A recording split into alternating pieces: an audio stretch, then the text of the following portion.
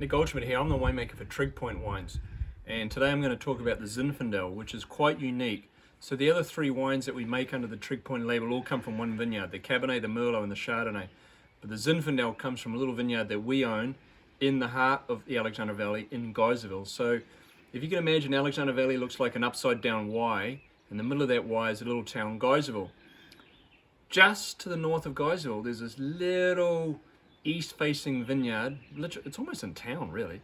So the little east-facing vineyard is where we get the Zinfandel from. So this vineyard was planted in the 80s.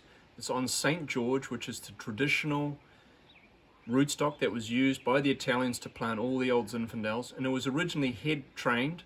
And sometime in the 90s, they brought it up onto a wire. And so there's a trellis or a loose trellis system on that vineyard today.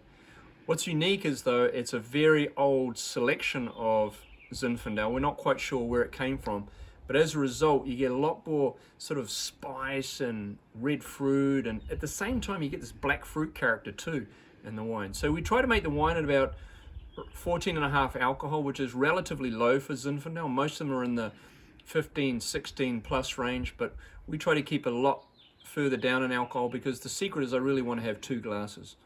So Trig Point Zinfandel Railyard vineyard, and it's named because there's 2 railway lines that run through the back of the property, and also because we're from New Zealand, there was a rugby stadium called the Railyard which has since been imploded.